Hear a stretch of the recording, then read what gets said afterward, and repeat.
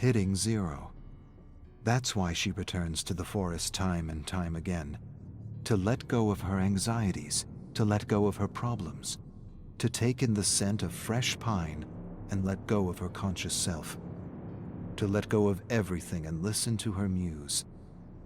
She's been out of touch with herself for a while, lost in a game to please everyone else except herself, playing songs that don't come from her but are sure to please the masses, music that doesn't even resonate with her, playing songs for money, despite the warning, play one song for money and kill your muse.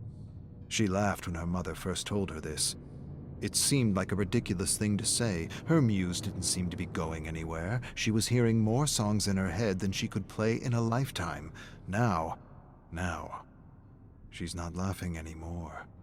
She's never felt so false and uninspired in her life, and more than ever she wants to reconnect with her music, her muse, herself. She closes her eyes and peels away the layers until her mind is empty and open to the great unknown. Kate strums her guitar freely, but nothing's coming to her. Just a dark, disturbing melody that's been returning to her every time she hits zero. A melody so unlike anything she's ever played that she doesn't know where the inspiration comes from. She's never played a tune so dark and yet so catchy. The harder she tries to push the ominous melody out of her mind, the stronger it gets, the more it demands to be written down. She wants the melody to stop, and yet it's all she hears around her, above her, below her, beside her, within her. One endless, foreboding melody, a melody that just isn't her. Or maybe it is her. Maybe the show pony routine has changed her, corrupted her, perhaps even crushed her, and if not her, the best part of her, her muse. She stops strumming, closes her eyes, pushes everything out of her mind, and begins a slow and patient countdown back to zero. She waits for an inspiration that never comes. Nothing except that lonely, ominous melody. The more she tries to strum something else, the louder it echoes in her mind. She stops for a long, silent moment, but the tune doesn't. She closes her eyes and tries to force it out of her mind, but it's not in her mind. It's coming from the cave.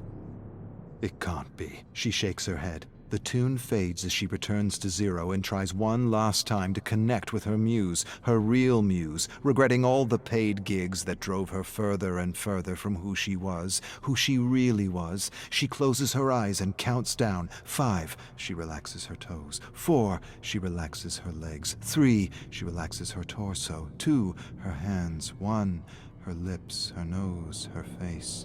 0, she silences her thoughts. 3 hours and still nothing but that foreboding melody. More than anything, she wishes she had taken some time to realign herself and make sure she was spending her life's energy on something real and true to who she was. Instead, she squandered her life's energy on acts and routines and her piggy bank. That wasn't supposed to happen. Not to her. One of her inspirations was the great Woody Guthrie. Everything he wrote was true to who he was. Everything he did came from him, came from a real and pure place. She was like that at some point in her life. But now she's performed more fluff than substance, and the guilt alone may have crushed her muse, her real muse, not this perverted version of a thing that has her strumming the loneliest and darkest tune she ever conceived.